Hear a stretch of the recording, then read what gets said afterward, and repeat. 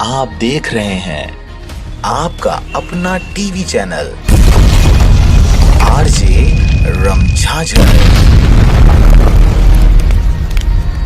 जज्बात के रंग भरोसा के संग। नमस्कार, मैं हूं Pukhraj Khande RJ Ramjhajhar news TV channel से, और हमारे साथ जुड़ चुके हैं भीम आर्मी के अध्यक्ष राजकुमार जांगड़े जी हमारे साथ जुड़ चुके हैं। जांगड़े जी, एक सवाल था आपसे। बताइए। जैसे कि आप जान रहे हैं, कवर्धा धर्मपुरा के बाद भाटापारा के माताभज गांव में असामाजिक तत्वों के द्वारा लगातार सतनामी समाज के धरोहर को नुकसान पहुंचाया जा रहा है, क्षति किया जा रहा है। इस विषय में आप क्या कहना चाहेंगे?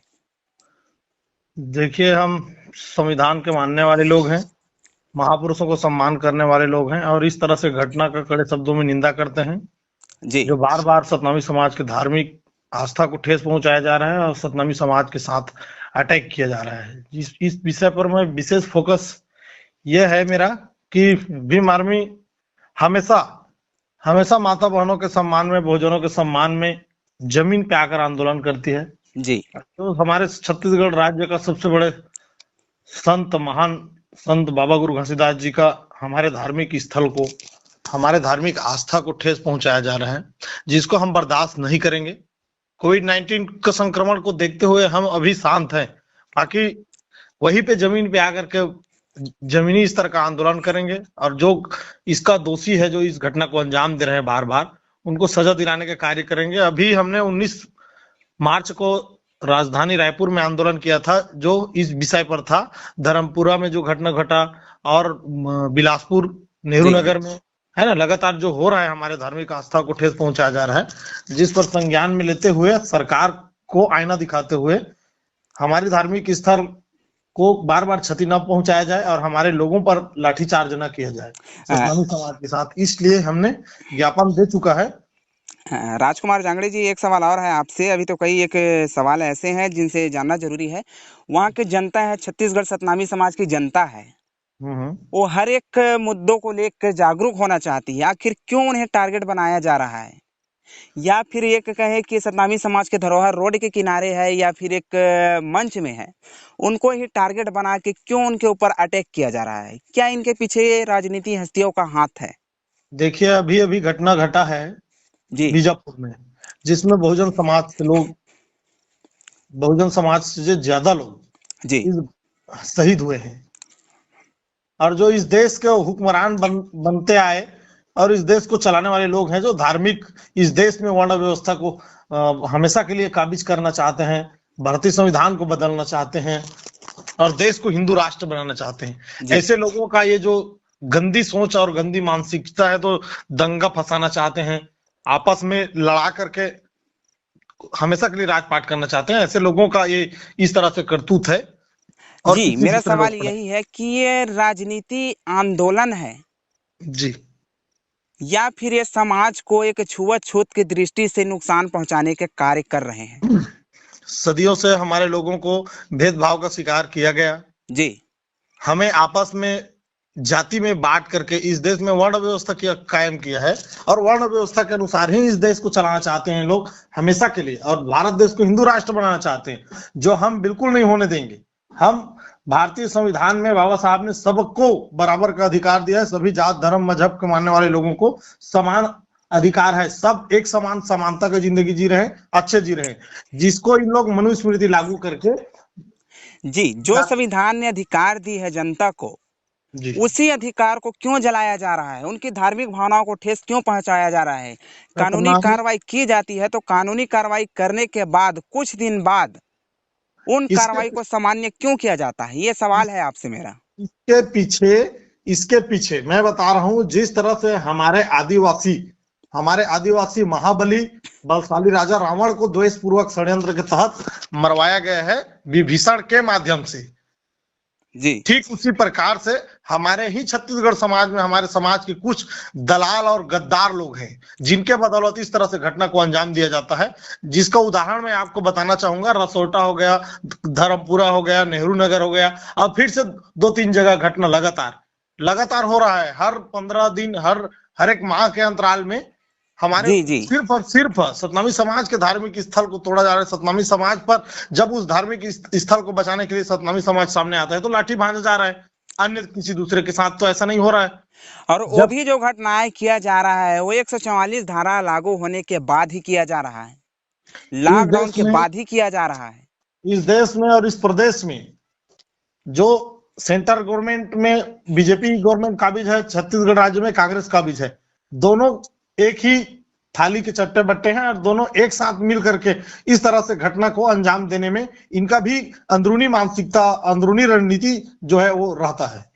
कब तक इन्हें आपके सतनामी समाज को उनका न्याय, उनका हक मिल पाएगा? उनके जो आरोपी है, जो दोषी है, उन्हें कब लॉकअप में अंदर किया जाएगा, ये जनता जानना चाहती है। देखिए, जो समाज आंदोलन करता है, लड़ाई लड़ता है अपने मान सम्मान के प्रति संगठित होकर के, उस समाज के साथ अटैक नहीं होता। और जो समाज बिखरा हुआ रहता है उनके साथ नित्य नए नए दिन, नए नए घटना को अंजाम दिया जाएगा। बहुजन नायक साहब कांसीराम जी ने बोला है, जो समाज बिखरा हुआ रहेगा उस समाज के साथ तरह तरह का अन्याय अत्याचार बढ़ेगा।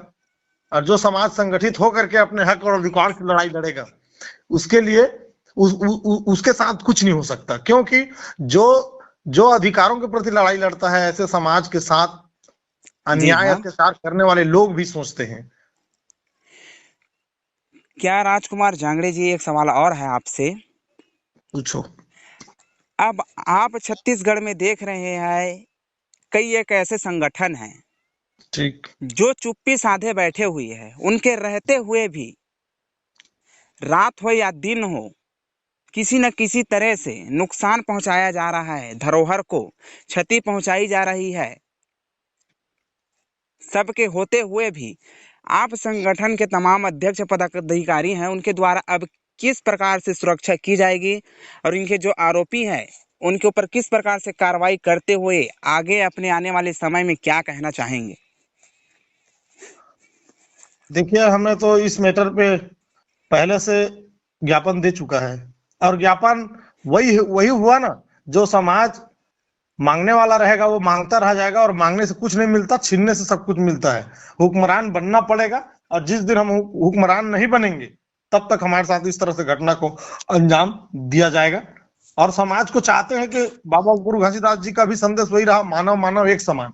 जब बाबा गुरु घासीदास जी ने उस समय में, अपने समय में सतनाम आंदोलन चलाए, पंथ चलाए, उस समय बहुत से कुर्मी, पटेल, साहू लोग सतनाम पंथ में परिवर्तन हुए और मानव मानव एक समान का संदेश को आत्मसार करते हुए सतनाम पंथ को आगे बढ़ाते हुए आगे बढ़े चले। और एक चीज, जिस तरह से वो जो पंथ चला उस हिसाब से नहीं चलेगा तो हमारे लोगों के साथ अन्याय अत्याचार नए नए समय में होता रहेगा।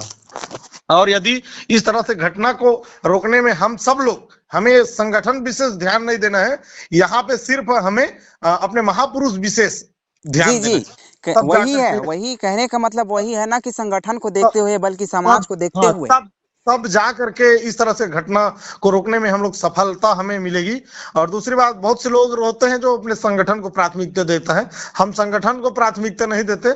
आम जनता को जहां पे दुख तकलीफ हो रहा है हमें पता चला और हम स्वस्थ रहते हैं तो हम वहां बकायदा पहुंचकर न्याय और इंसाफ दिलाने के प्रति लड़ाई लड़ने का प्रयास करते हैं। ये आपने बहुत बड़ी बात कही कि कई एक संगठन है जो अपने संगठन को महत्व देते हैं, लेकिन वही संगठन के लोग अपने कर्तव्यों को क्यों भूल जाते हैं, क्यों समाज को नहीं देखते?